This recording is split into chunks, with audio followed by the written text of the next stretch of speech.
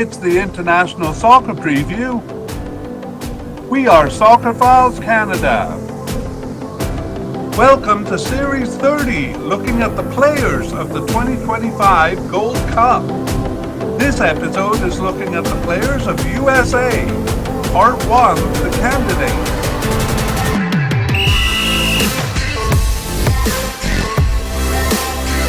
Here we go. Let's move on to section 3. And, let's begin by welcoming new listeners joining us in section 3, because we are releasing this as a short version on part 1 of USA's players. So I'll just speak to those people joining. In the full version, we introduced a massive number of candidates and their likelihood of making the squad.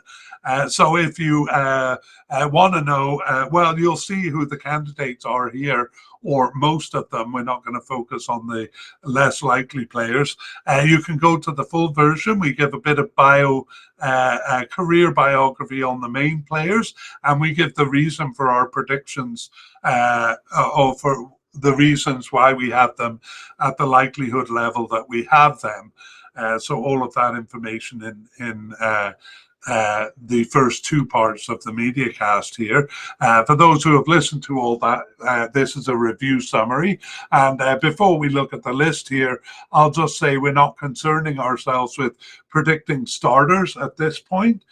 We'll do that difficult task in section 2, but here, or in part 2, but in part 1 here, we were just really looking at the candidates and their likelihood of making it. And that likelihood actually does not include complicating factors like injuries or whether the player is going to be in the Gold Cup. So we put them at the level we think they're at, and then those complications will play out as they do. Let's begin with the manager then. Mauricio Pochettino taking over in September from Greg Berhalter. So Mauricio has a difficult task here of leading them through this complex situation. And we don't think that'll be changed before the tournament.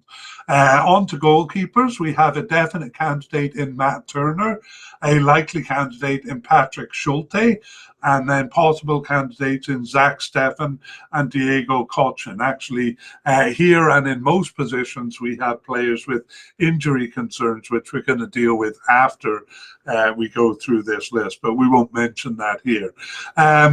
We have many candidates, 7 goalkeepers here at the possible but unlikely level or below. We're not usually going to kind of name those players, but we will mention Ethan Horvath and Sean Johnson here, sometimes called Everett Johnson, because they do have experience with the national team quite a bit and might come back into the picture. But for the most part, we won't mention players at that level. Let's move on to central defense. We have definite candidate Tim Ream, 3 likely candidates, Mark McKenzie, Chris Richards, and Miles Robinson. And then 3 possible candidates, Cameron Carter-Vickers, Austin Trusty, and Walker Zimmerman. So 7 candidates there. They'll probably bring 5 or 6, we think. Over to left back here, we have no one at the definite level, but we kind of could have Anthony Robinson there. We have him, though, as a likely candidate. And then we have 2 possible candidates in Dewan Jones and Caleb Wiley. Again, injury concerns in that position. At the right back level, we have a definite candidate in Joe Scally. And then no candidates at the likely level, but 4 at the possible level. That's Serginho Dest, Shaq Moore, newcomer Matt Arston, and Marlon Fossey. All of those possible candidates. And then seemingly off the squad, I'll mention DeAndre Yedlin there. That's the defense. We move on to the defensive midfield. We did put one player in a versatile midfielder category because he kind of appears all over the place, and that is definite candidate Yunus Musa. he's going to come up in the section following. For defensive midfielders, we have no definite candidate, but likely candidate Tyler Adams and possible candidate Luca de la Torre. And central midfielders, which the two positions kind of overlap, defensive and central. We have no definite candidate here, but a likely candidate in Tanner Tessman, and then four possible candidates: Gianluca Busio, Johnny Cardozo, Aidan Morris, and Jack McGlynn. And then we have 8 candidates at the possible but unlikely level or below, but we won't mention them. We will bring them back in part 2 if they are selected for the squad. Left midfielders and right midfielders. Well, the USA does use a 4-3-3 formation slightly more than half of the time in the period that we're looking at. So we do have candidates here. We've generally moved them into this category because they appeared here. So likely candidate Giovanni Reyna and possible candidate Diego Luna at the left midfield level, and then at the right midfield, definite candidate Weston McKennie. Moving on upfield to the attacking end, we kind of have our own category of left and right attacking midfielder. I won't explain why we do that here, but I did in part 2. So for left attackers, we have a definite candidate in Christian Pulisic, and then 3 possible candidates, so none at the likely level, but at the possible level: Brendan Aronson, Cade Cowell, and Brian Gutierrez. Over to the right side, we've moved Timothy Weah, coded as a forward, over to here. Sorry, my graphics are kind of not keeping up with me here. We have Timothy Weah as a definite candidate, and also at the definite level, Malik Tillman. No candidates at the likely level, but then at the possible level, Alejandro Zendejas. Central attacking midfielders. USA does use this position in about half of their games, but we've moved all the players who play there out to other positions. So some of those right and left attackers that I mentioned will play in the middle, especially Christian Pulisic and Giovanni Reyna in this position. Otherwise, we have 5 candidates at the possible but unlikely level or below that we won't mention here.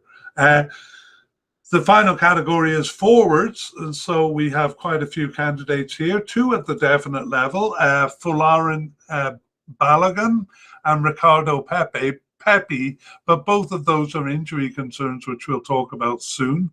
So it'll probably be one of these likely players playing the main role. The first, Josh Sargent; second, Haji Wright; and then newcomer Patrick Agiman in that forward role. So those are the candidates and their likelihood. And now we take a look at, well, we call this section review of injuries, but this is going to include players who might not be on the squad because of their participation in the World Cup. In the Club World Cup there. So let us take a look. We sure have a long list to deal with here, beginning with goalkeeper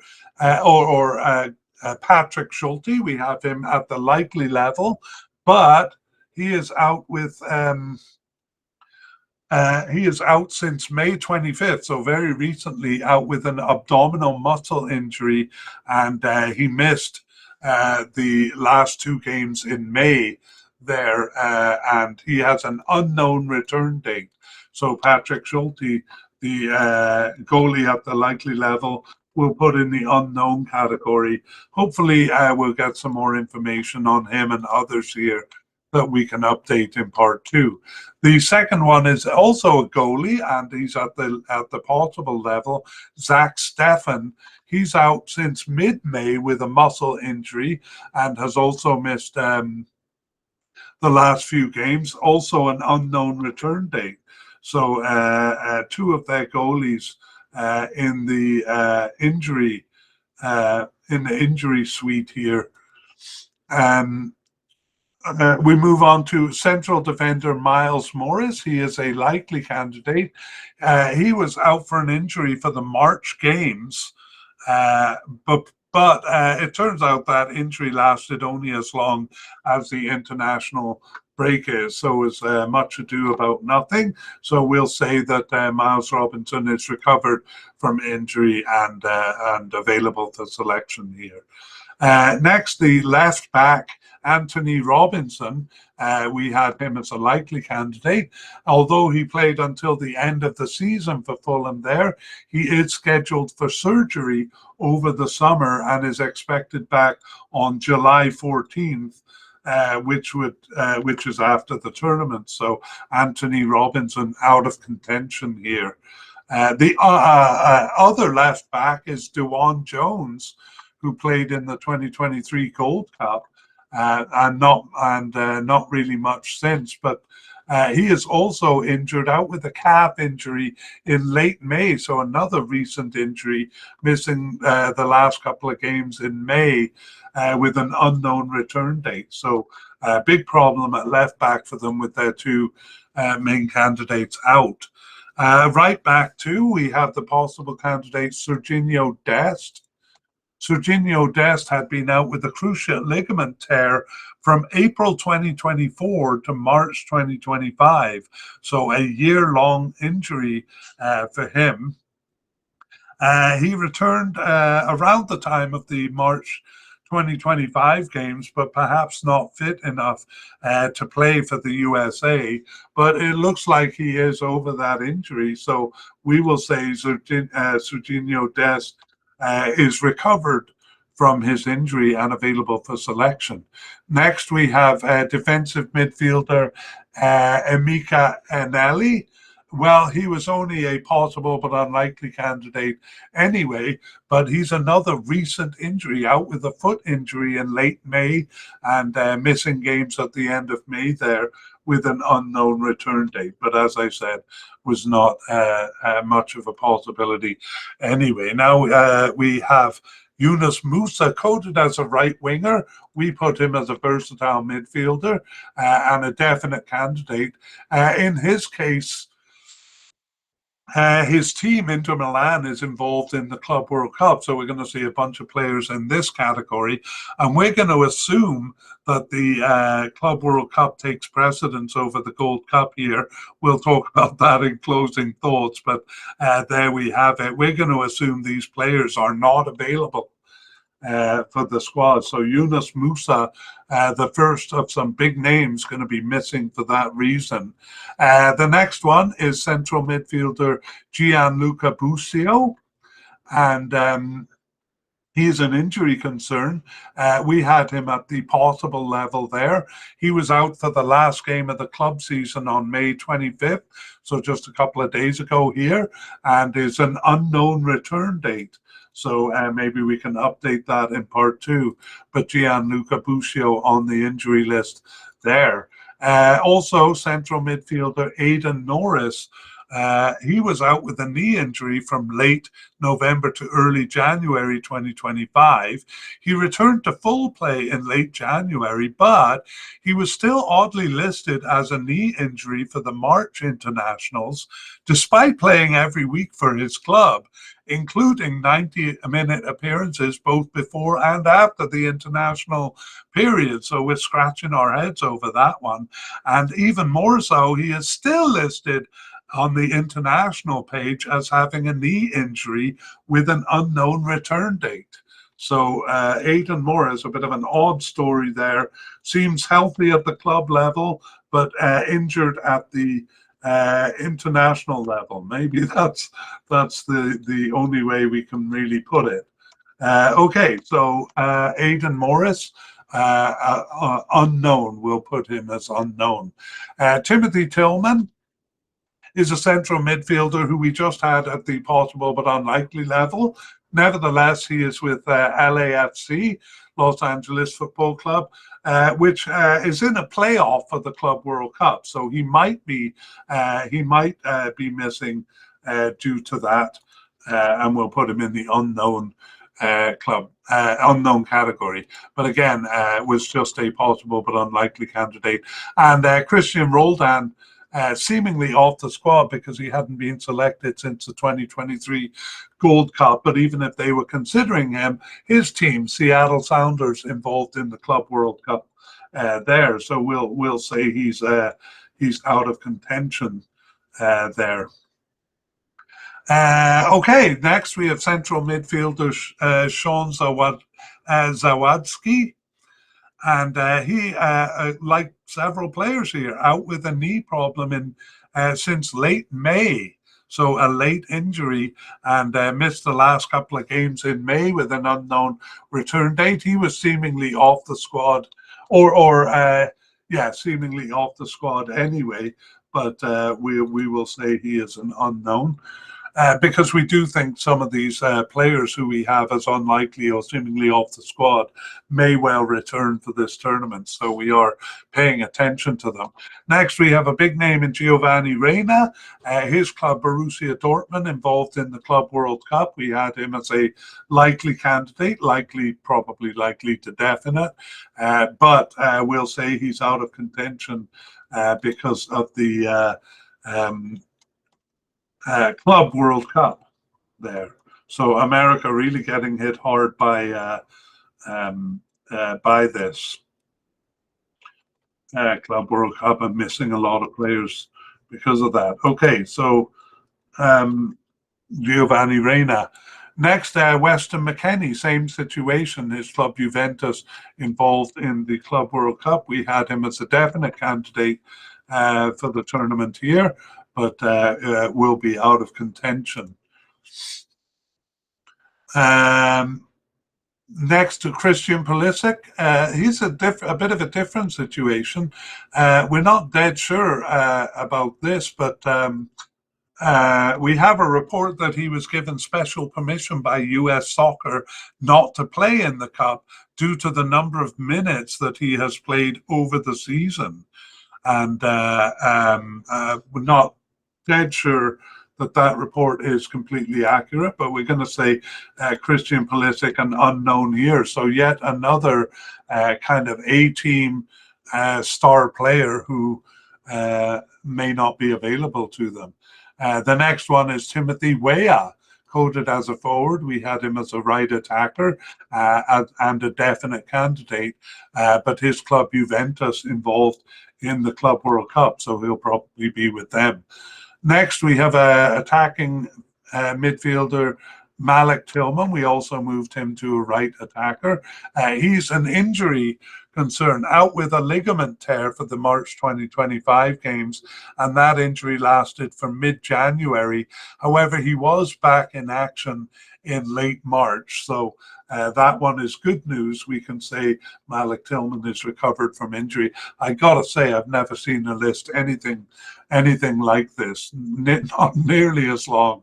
And we have more too. We have a couple of forwards. So Folarin Balogun is a bit of a complex story. He recovered from a shoulder injury that had kept him out for the last 8 international matches. So from mid-October to mid-March.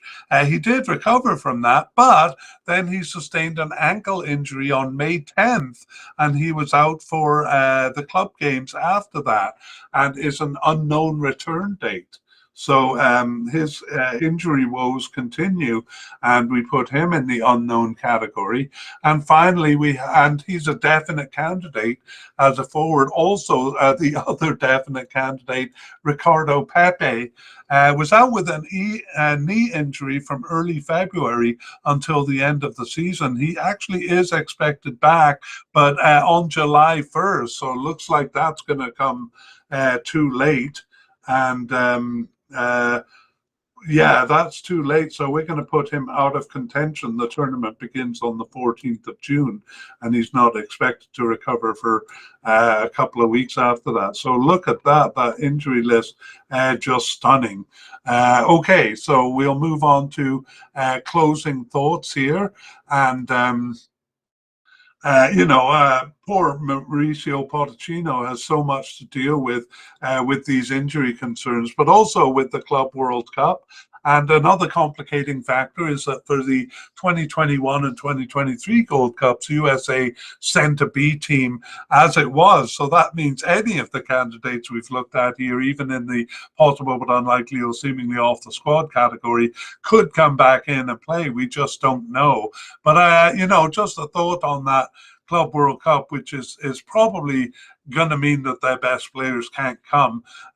It's really self-contradictory for FIFA to be running a Club World Cup when they've often told clubs, well, you have to send players to international tournaments. So their priority has always been international tournaments. And suddenly they themselves are introducing this complication of running a club competition during the summer, which is usually kind of an international period for tournaments. So I'm just baffled by this Club World Cup thing, and it's really causing USA a lot of problems here. We're going to assume, because it's a FIFA competition, that Club World Cup would take precedence over the Gold Cup here, as self-contradictory as that is by FIFA. But that's just one of several complications for the USA that Mauricio Pochettino has to deal with. So goodness knows what the American squad is going to look like here, and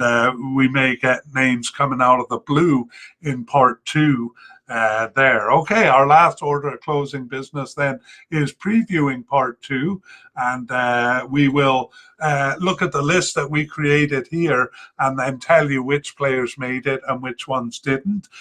We're sure there will be a lot of notable non-selections there. We're sure there'll be a lot of surprise inclusions and perhaps some new players. Our task in part two is predicting the starters. That's what we're going to do in part two. But I shudder at the prospect, because who knows what it'll be. If we end up doing it after June 7th, we might have the warm-up games to look at to help us predict who the starters are going to be. And of course, we have a long list of injuries or players perhaps unavailable that we will hopefully be able to update in part two, or at least some of those unknowns that were on the list this time. So that brings us to the end. A very long media cast, I knew it would be, on the USA here, and I'm just going back to the main graphic before I say farewell, and hopefully we'll see you in part two to update a bunch of this stuff. We would like to thank Future Bass for the wonderful music you hear in this podcast. The title is called Alone.